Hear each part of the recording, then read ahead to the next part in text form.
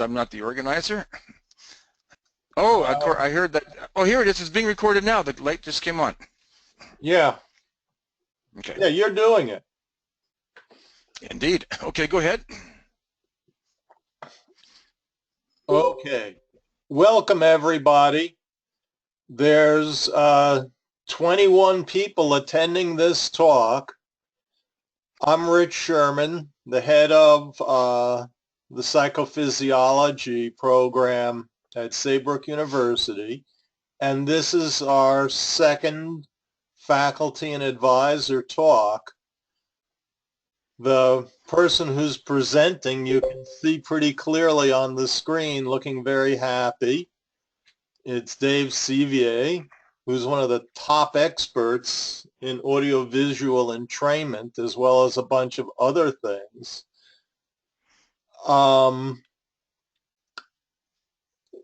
Dave is going to present today on dysarousal for about 45-50 minutes, and then there'll be about 10 minutes for questions. So everybody please mute themselves. Okay, everybody just mute your microphone so we don't have any interference. And Dave, you're on. Okay, first I think what I'll do is I'll turn off my webcam so you don't have to look at me the whole time, right? A good idea? If you want.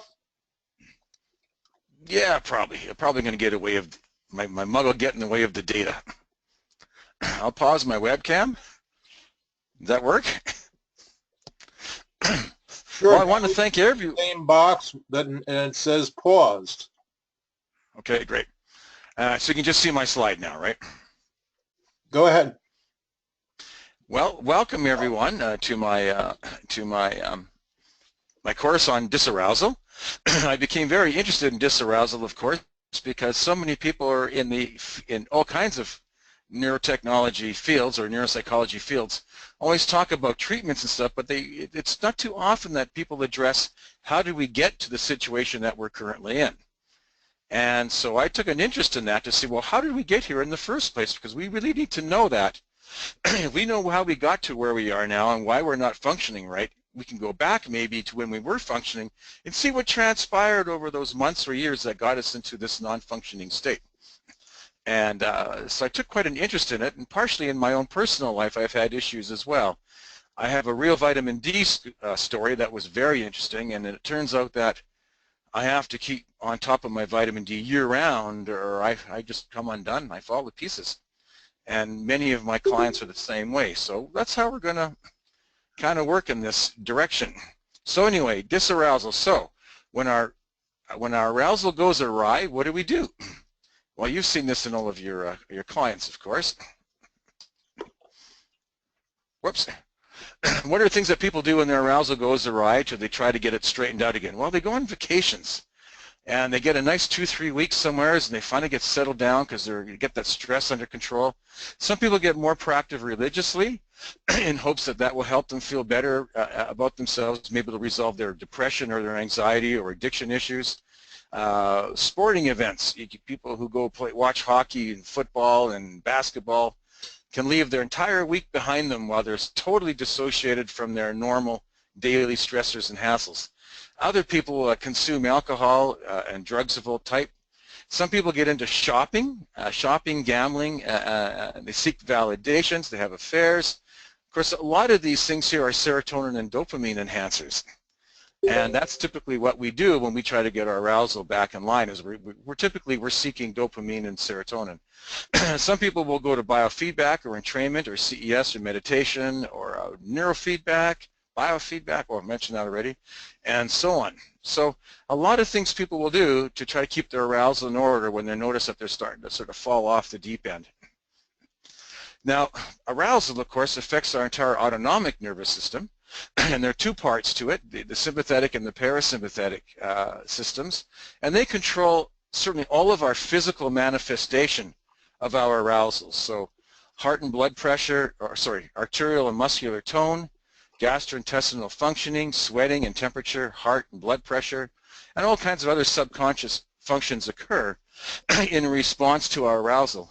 The funny thing about arousal is that the amygdala can respond to a stressor within 10 milliseconds, and the stressor could be real, like you could be standing in the forest and you hear a twig snap behind you, which could be an animal sneaking up on you. The amygdala can trigger a startle response in 10 milliseconds, way faster than the cortex can catch on, and that will cause you to have a reflex action, and hopefully it won't be someone's lunch. On the other hand, you can have just a distressing thought, issues at work or paying bills or stuff you see in the news, and the amygdala can have a response and activate long before the cortex is involved. And in fact, sometimes when it comes to flight or fight responses, the cortex only knows you're in one because it realizes that the hypothalamus has got your body all tensed up. And it goes, holy smokes, and that's called afference. And the cortex goes, wow, my breathing's off, I'm sweating, all these things are going wrong, my glycogens are going up, my cortisol's going up, I must be scared, or in a flight or fight response. And sometimes it's the body that triggers the cortex to realize this is actually happening. Here's something that's interesting. Now, this is the Yerkes-Dodson charts that were done a long time ago. In my opinion, they still hold well. And you can see the dashed line, and you can see the little bell curve in there with the solid line. Simple tasks are most easily achieved when our arousal is high. More difficult tasks are achieved when our arousal is lower, or certainly medium to lower.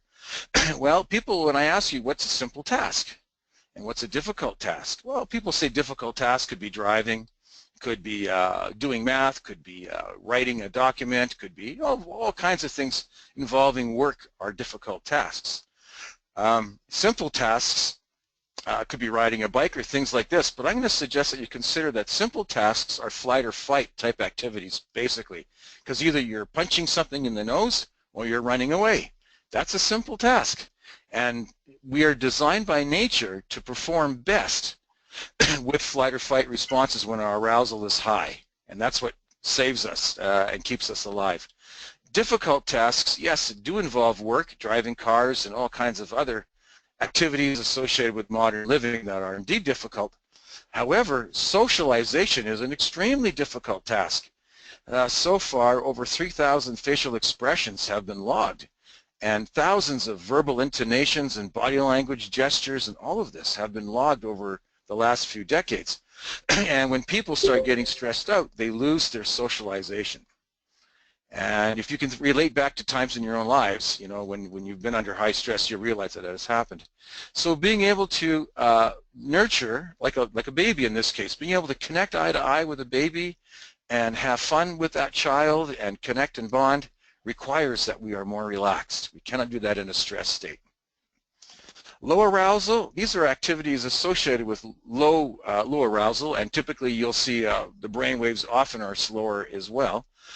But ADD, ADHD, dementia, depression, anxiety, seasonal affective disorder, fibromyalgia, hypothyroidism, and nutritional deficiencies, adrenal fatigue, and these are activities associated with high arousal. Association typically were with lower alpha, high beta magnitude ratios, or just high frequency alpha waves tied to norepinephrine. And chronic fatigue syndrome is attached with that. The beta type of depression. Sugar can spike all kinds of things and cause our arousal to go up as well. So there's both high arousal issues and low arousal issues. Well, in actuality, there's an ideal arousal for pretty much everything we do. Whether it's doing math, whether it's socializing, whether it's going to the washroom, being romantic, we have an ideal arousal for everything that we do. And the trick is to flex. And humans often lose their ability to flex. But take a look at the components of arousal here. I mean, there are certainly genetic factors that determine how much serotonin, dopamine, norepinephrine that we have naturally as a genetic. There are prenatal factors that influence how our arousal is as living beings. Nutrition has a great influence on arousal. Childhood factors do, unresolved issues do, and daily stressors. And there's a point, as you see near the top there, where if you get too much of all these stacking up, you end up in pathology. So let's take a look here.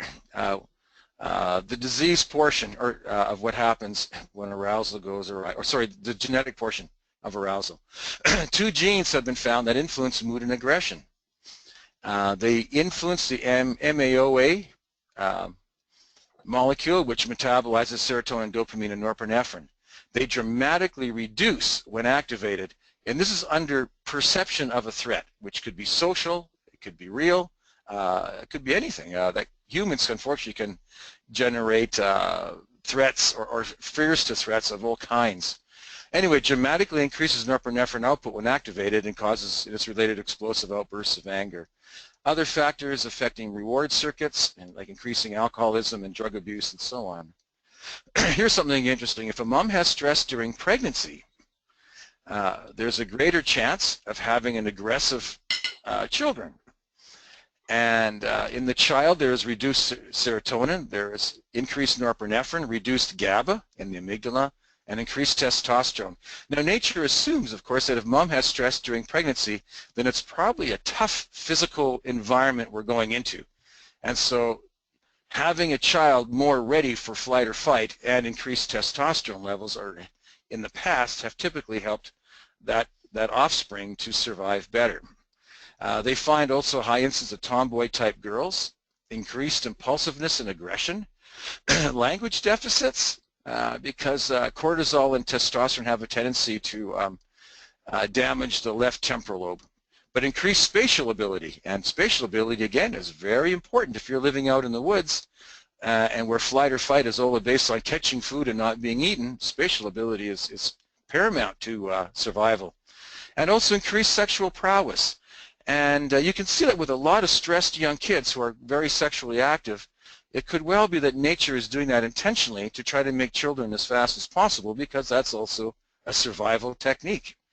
Here's something that looks at homicides, and this is per 100,000 people, and it looks at maternity leave for pregnant and neonatal moms, you know, in the first year of after delivery of their child. And you can see here homicides in Mexico have been quite high. This was taken back in 1995 or so, this particular study. The United States, which has 2 weeks of maternity leave, has 5.7 homicides. Canada has 1 year for a mom, and we're lower. France has a year, plus France has 6 to 12 weeks vacation a year, which is very nice. Norway has 1.5 years of financial protection for a mom after she has had her child. And you can see the homicide rates keep going down and down and down as long as a mom is cared for in those real critical first year or two of after childbirth. Environmental issues are another thing, and we can see here too that this is something interesting. This is the environmental working group, and they found an average of 200 chemicals totaling across the board in several hospitals that they looked at. And they went to, I think it was 10 different hospitals, and they analyzed umbilical cord blood in pregnant during childbirth, and they found all these chemicals in the umbilical cord blood across the United States from West Coast to East Coast. And you can see here pesticides, consumer product ingredients, waste from burning coal, gasoline, and garbage.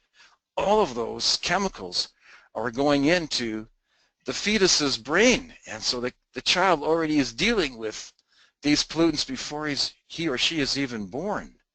So there's already things stacking against our ability to be to be properly aroused and properly functioning before we're even born. So that's pretty amazing. Then there are disease issues that throw us off. And again, like viral infections, they've been quite linked now to chronic fatigue syndrome, flus, mononucleosis, chickenpox.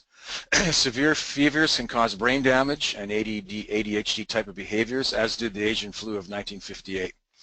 You can develop cognitive impairments from it, often language impairments.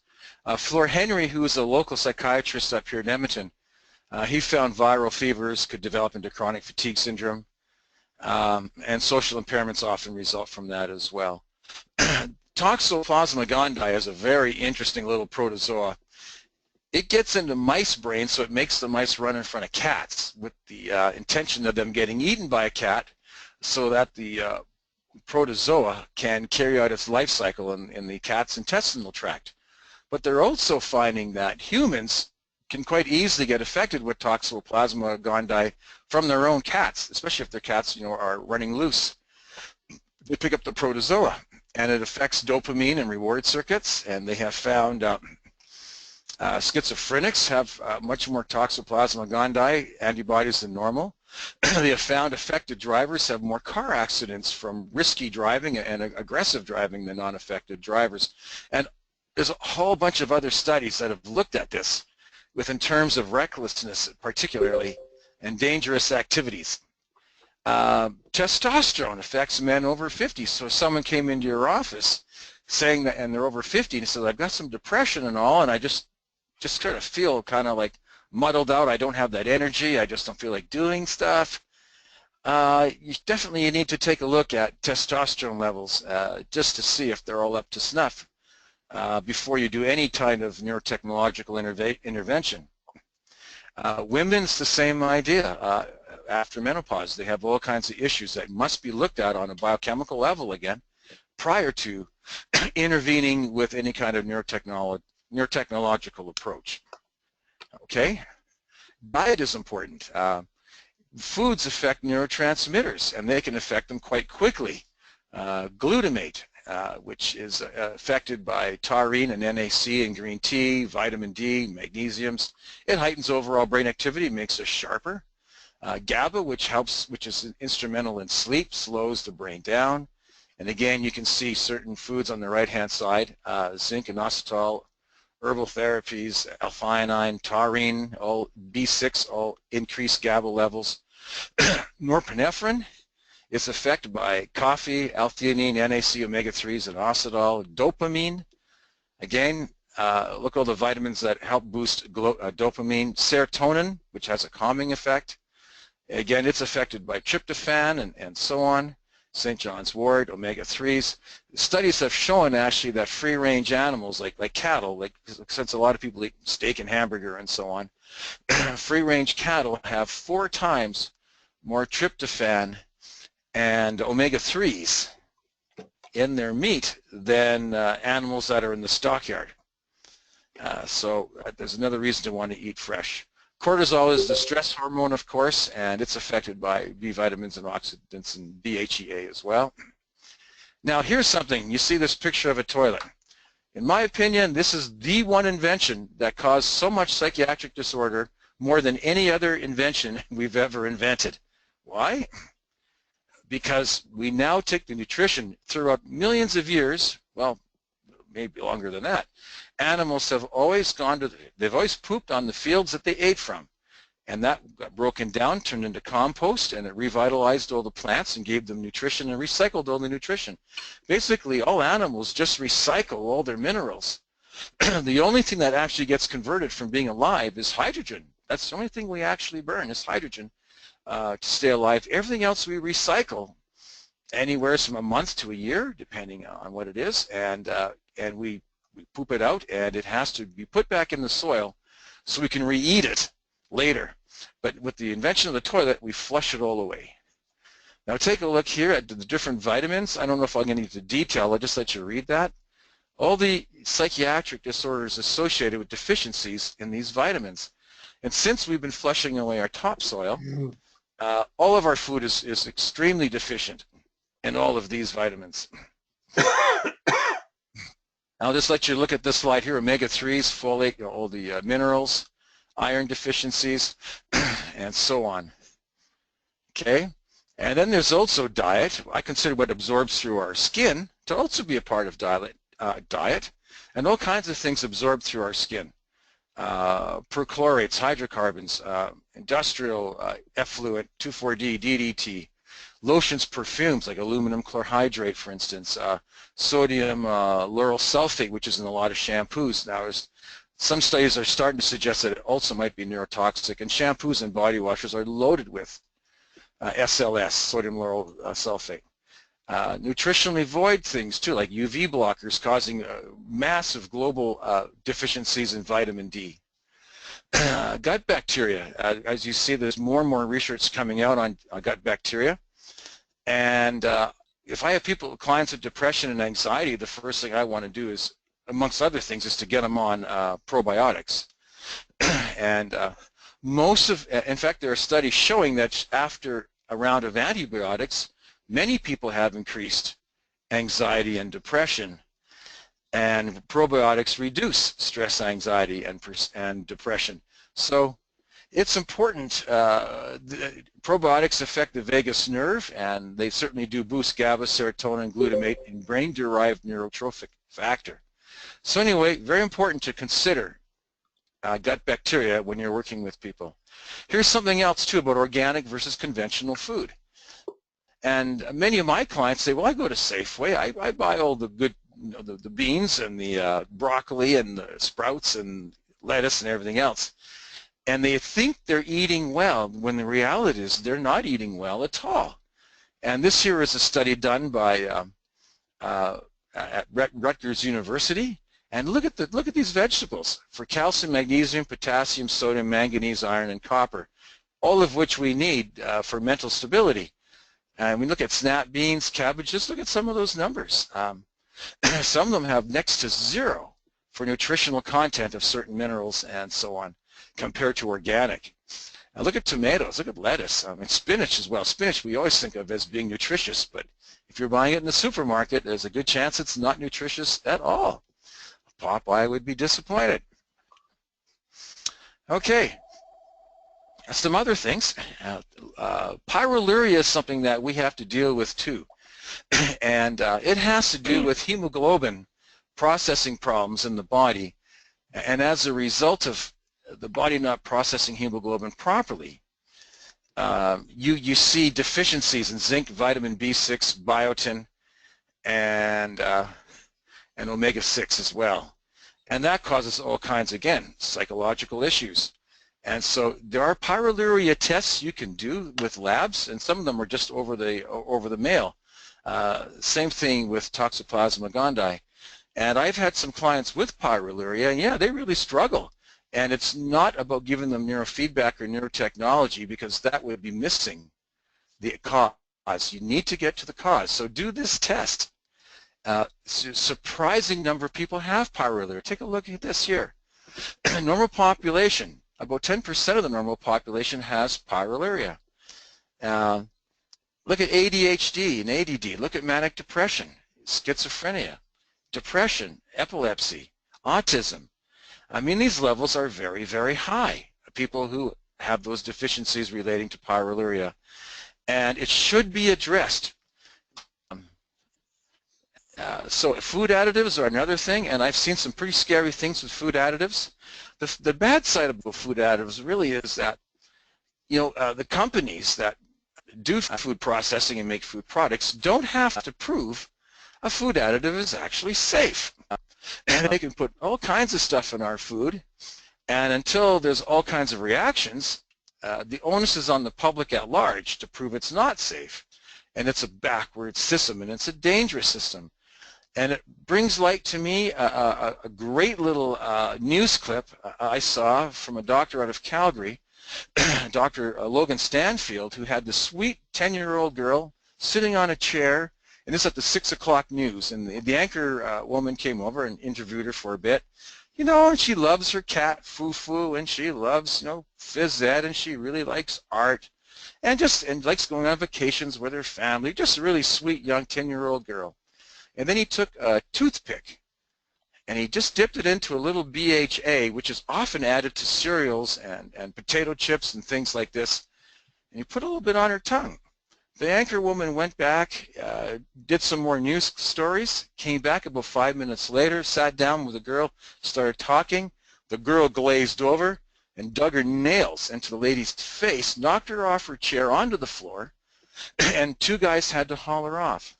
Now, not everybody is sensitive to BHA and BHT that way, but it's unfortunate when that happens. They're labeled a bad kid. If they're an adult, they're going to jail.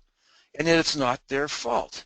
It's the fault of the manufacturers of bad food.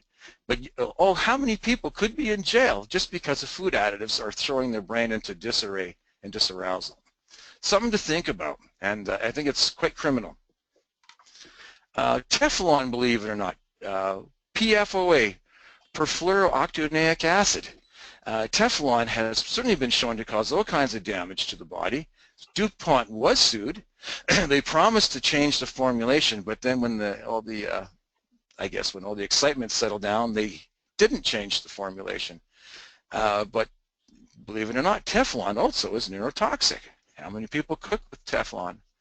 Vitamin D deficiency is a big thing now with all the sunscreens out, and it's causing all kinds of issues. Did you know that vitamin D is an androsteroid and it affects over 1,000 metabolic processes? It affects serotonin, anxiety, depression, insomnia, irritability, and restlessness. It contributes to autism, multiple sclerosis, dementia. 45% of migraine is thought to be attributed to low levels of vitamin D, particularly D3 with sulfate, which is the vitamin D you make when you suntan, and it's a much higher quality of vitamin D than what you'd get in a supplement. Supplemental vitamin D does not have the sulfate in it, and it's not very biologically active.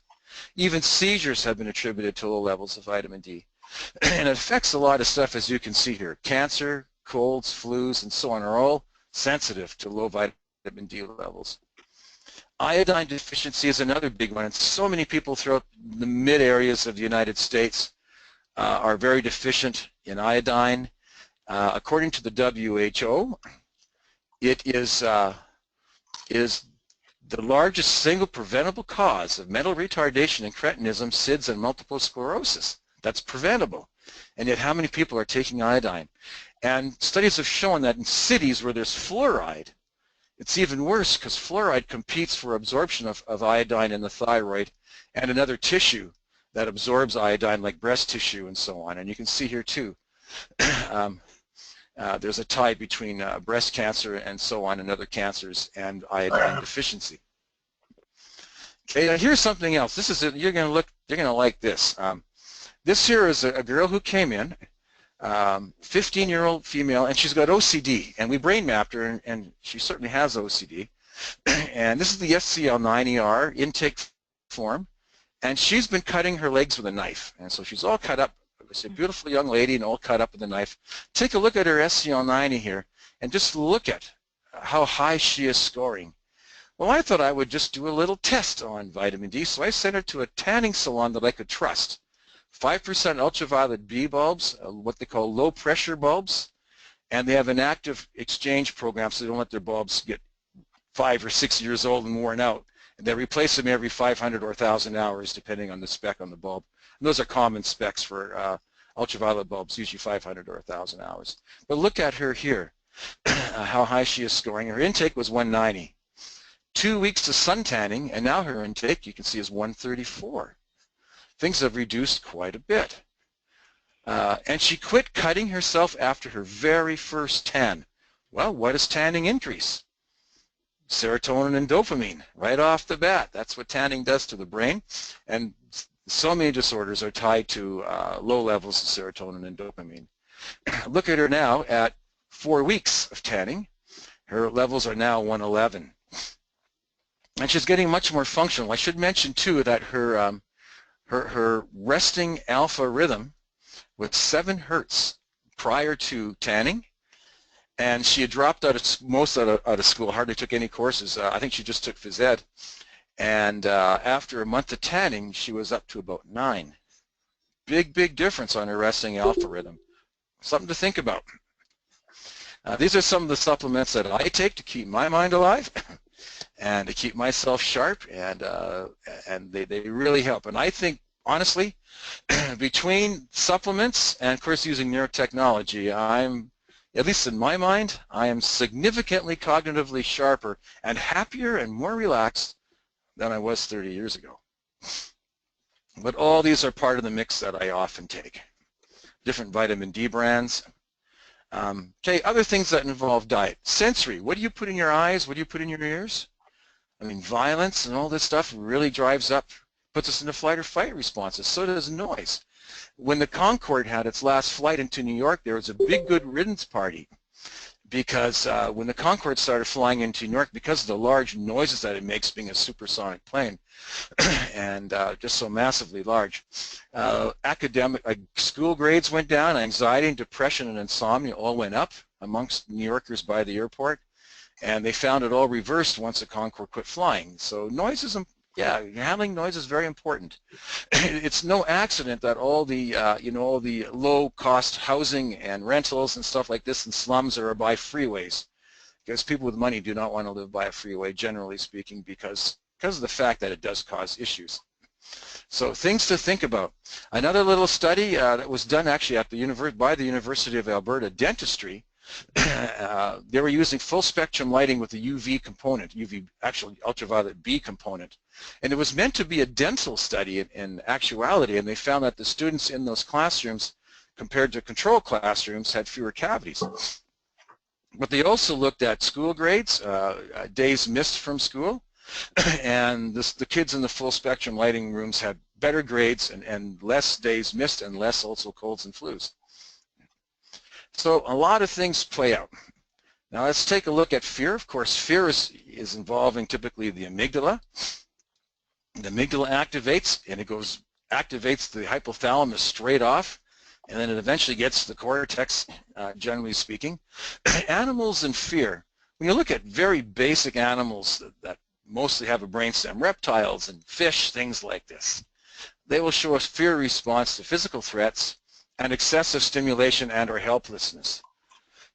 When you get into pack animals, these are social animals now, such as dogs, wolves, coyotes, monkeys.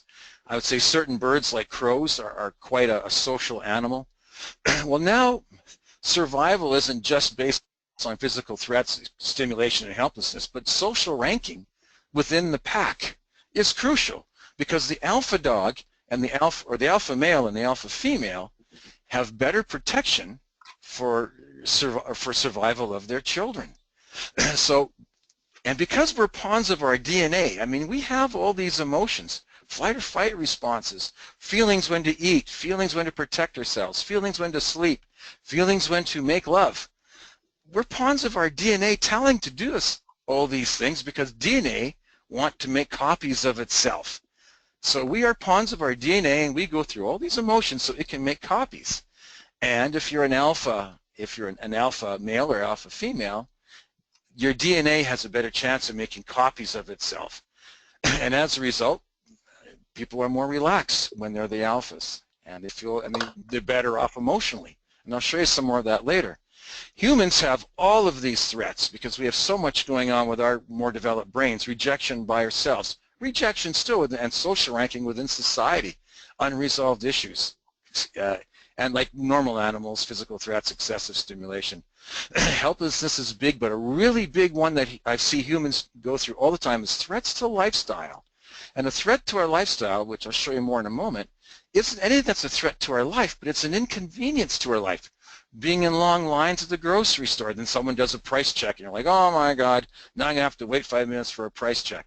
Or construction on the highway, or someone criticizing us. These are all threats to our lifestyle, and they all cause us, as a flight or fight response, there's nothing to be afraid of, so typically we go into a fight response, and people get aggressive when they feel threatened socially or something with their lifestyle.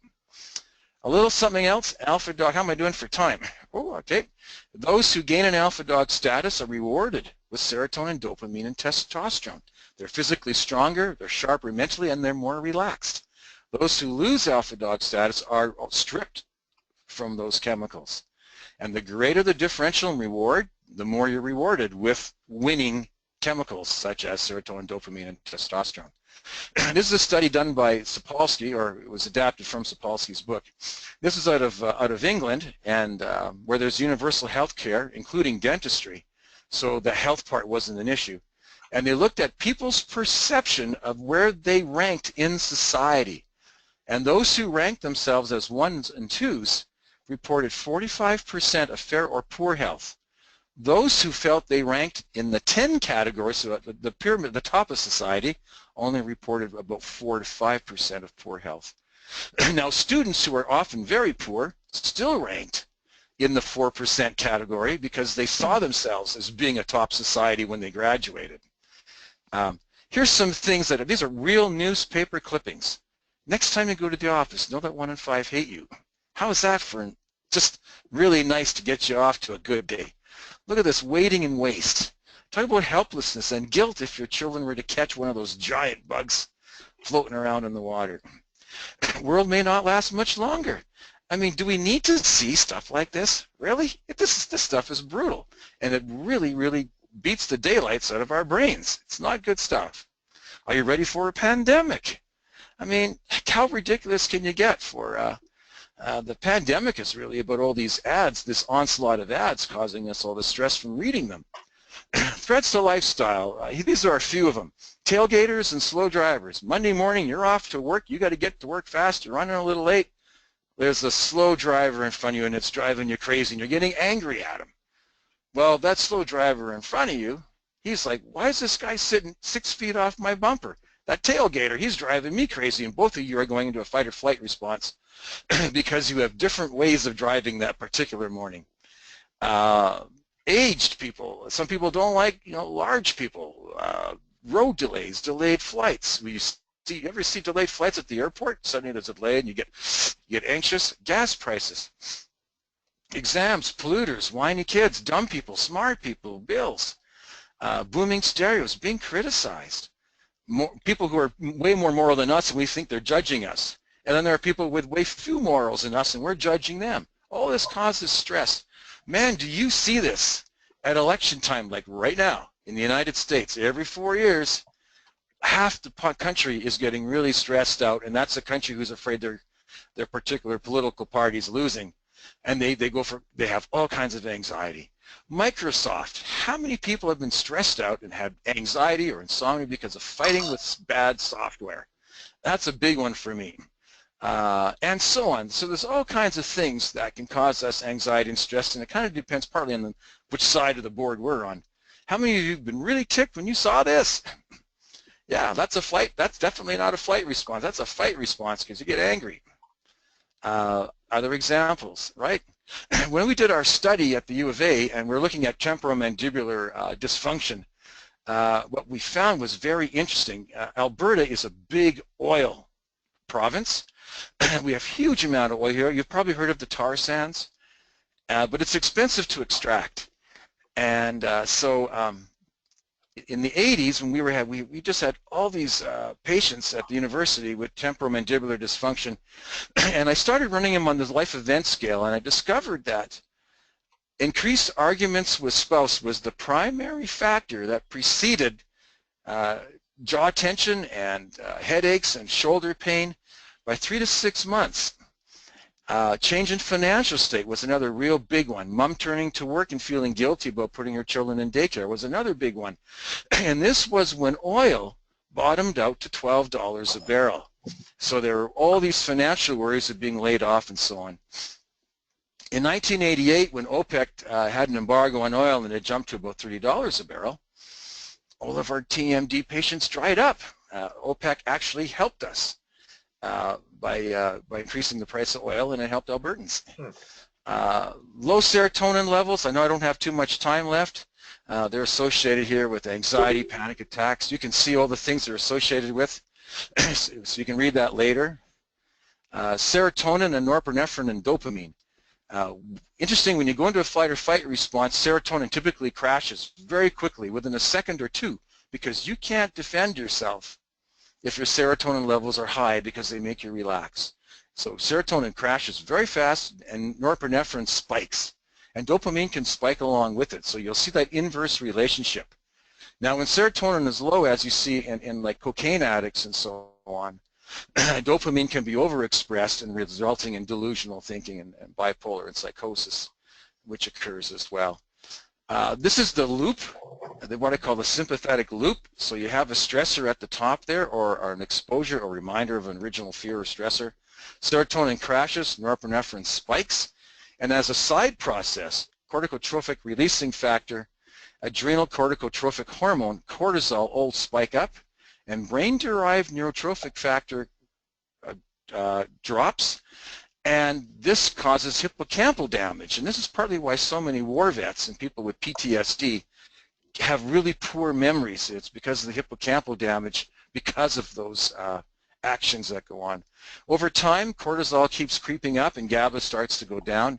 And GABA receptors actually get stripped out of the amygdala, and then people can never relax or sleep well because they're always on guard. And that's nature's protective mechanism, but on the other hand, it's very destructive. So if you can imagine this being hours of a day from the moment a person wakes up and they're getting a stressor here and a stressor there and a stressor here and there, like you see in the blue lines, if they don't know how to resolve that stress, it keeps stacking. And I'm sure many of you have got clients who say, you know, when I get home at 5 o'clock, I just turn on the TV and I drink beer and I tell everybody to shut up and leave me alone because I'm stressed out. And that's very common with people who cannot recover from stress, which is what neurotechnology is all about. People under long-term stress also start really craving carbs. Now this is interesting. Desserts is stress spelled backwards.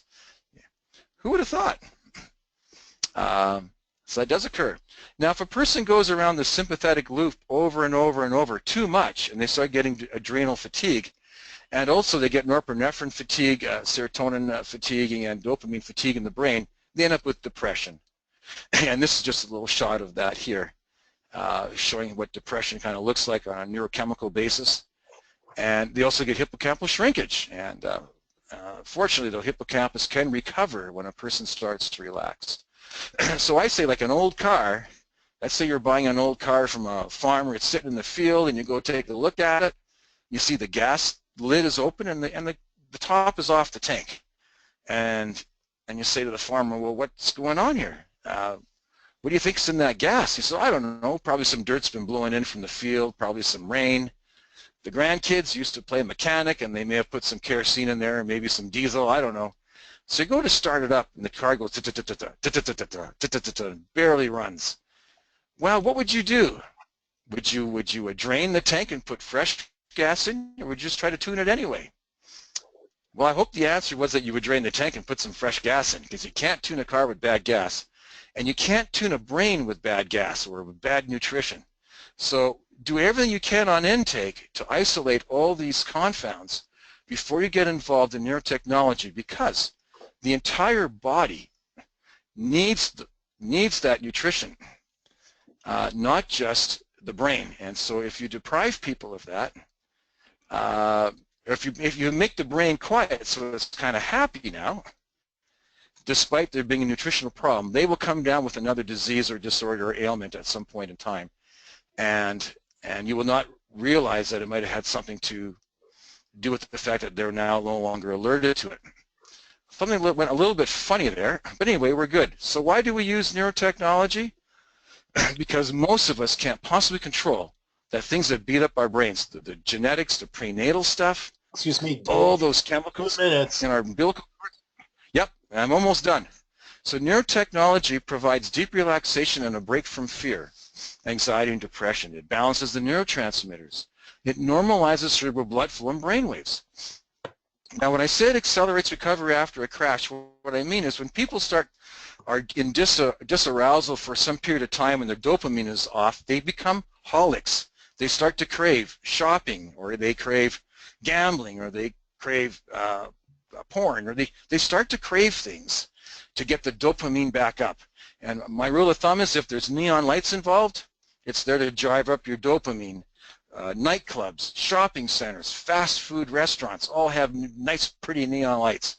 Avoid them. They're not good for you. They're playing on your holic or your addictive personality of those people who are struggling because they're in dysarousal for long periods of time. So neurotechnology also helps reduce the chance of doing something impulsive and crazy as a result of that. And yeah, I'm not sure what's going on there, but anyway, that's basically the end of my presentation. I know a slide or two didn't work there, but anyway, I'm basically done. So, so please take the floor, everyone, and ask me some questions if you'd like. That was perfect timing. And there are some Thank questions, but let's have a round of applause for Dave. Thank you. How was this muting or I'll get one representative. Celine Vega had a question. She wants a citation for the study on the Concord noise. I believe I've got that, yes. Okay, I'll have to get that later. Can she send either you an email or me an email? And anyone has a question, why don't I just do that now? If you have a question, send me an email, and my email address is AVEDave, kind of like Ave Dave, or if you want to think of Dave, but the first D is missing. So Ave Dave, yeah, AVEDAVE at mindalive.com. Yeah. Are we still on the line here? Yes. There you go. Marianne just posted it. Okay, great. Yes, and I'll answer your questions, yes. Don't forget Any other to questions? mute yourself.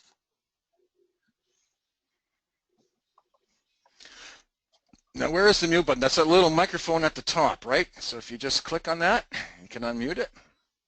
Yes. Okay, good. Hi, Dave. Can you hear me? Yes. Yes. This is Ashley Bell.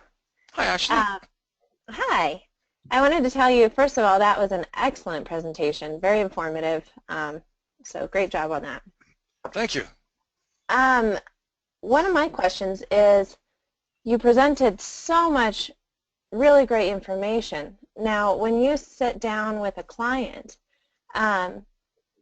what tests do you do?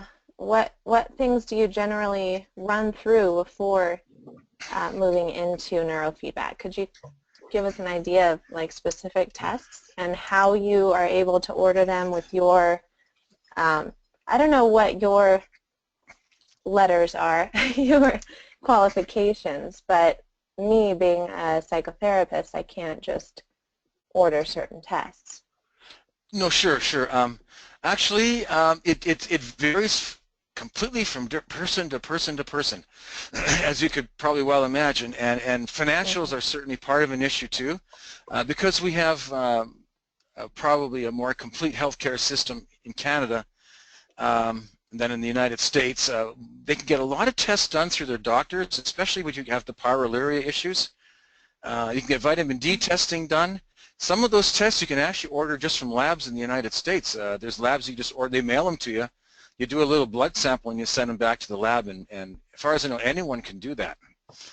I've certainly used those labs, those tests before for vitamin D, for what else? A few things.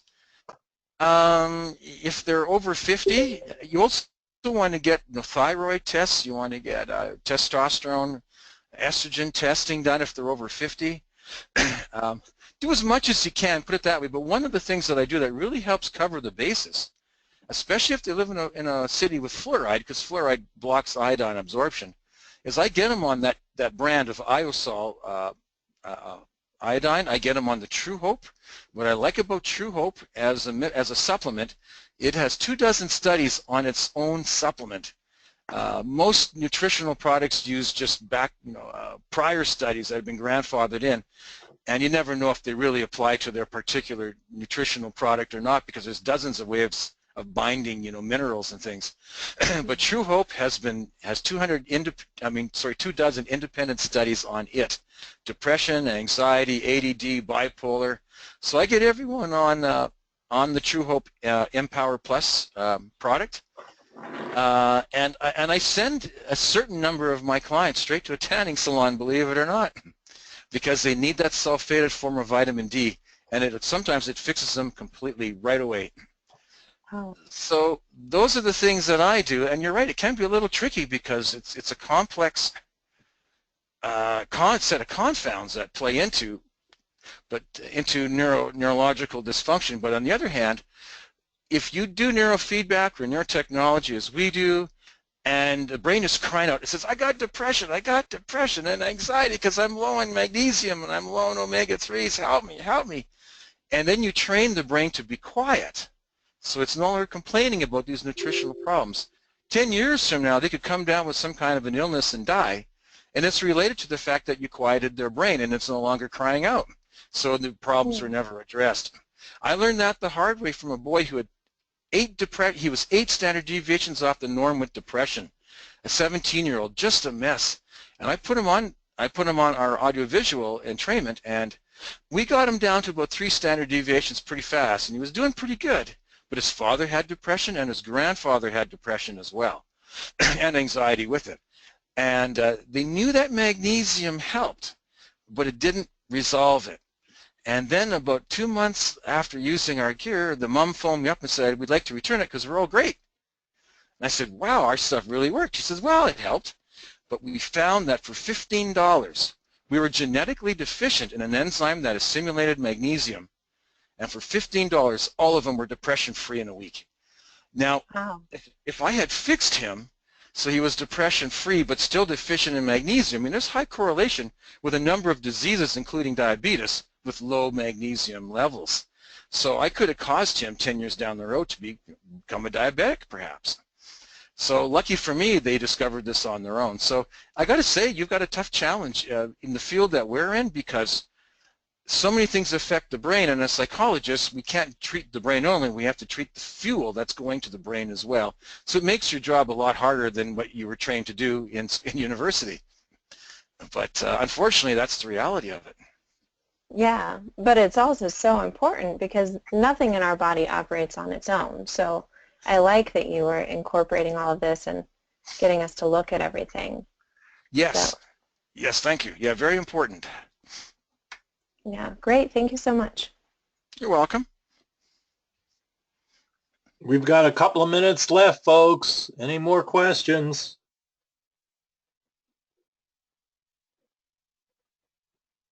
I see a couple of messages have come in, but they disappeared on my screen. Do any of the Saybrook students have any questions? I know some of you have taken this course already, but do you have any further questions?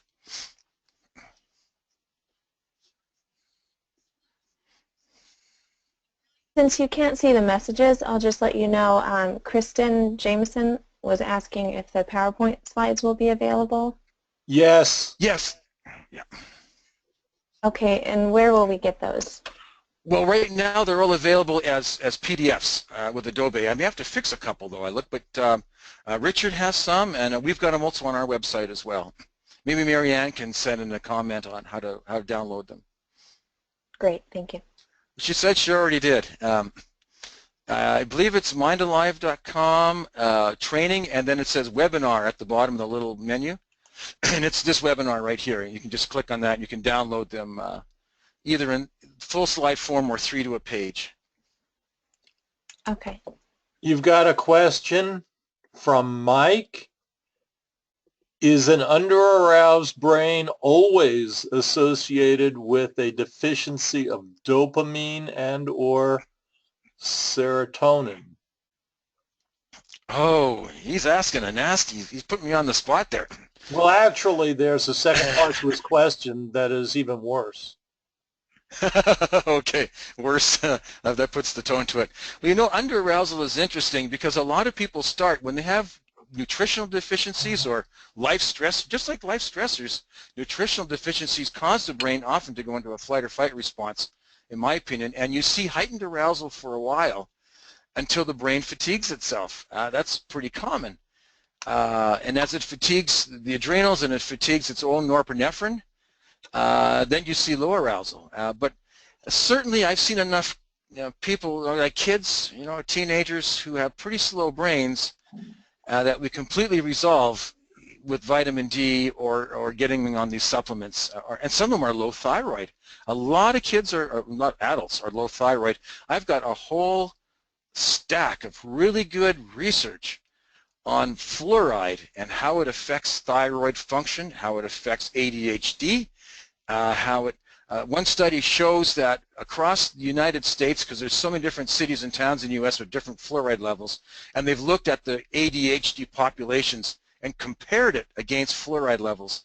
And they say across the board in the United States there's roughly 100,000 extra ADHD children for every part per million increase in fluoride in the water. And I can send you all that research if you guys want it. Just get me all your email addresses. I'll shoot you all this fluoride stuff. Okay, we have to stop now. Dave, we have more students attempting to attend your class than GoToMeeting can hold. So Yes. you're very proud of yourself. Thank you very much. Okay, so If I had known that, I would have clicked myself off because I've heard this before. This is Cynthia. Yeah, hi, Cindy. Hi there, guys. I'm really sorry. Had I known, I would have clicked myself off. Obviously, students are more important here than me. Anyway. Cynthia, it's okay. We just reached 26 now. Oh, okay, good. So then, all right, good. I would have said something earlier. Oh, okay, all right. No problem then. Yeah, I would have gotten Dave, off. as always. Yeah, the faculty that are on here would have been asked to get off is what we would have done. Okay, that's it. Okay. Thank you very much again, Bye, everyone. My pleasure indeed. Thank you for allowing me to put on this presentation today. Okay, goodbye. Bye-bye.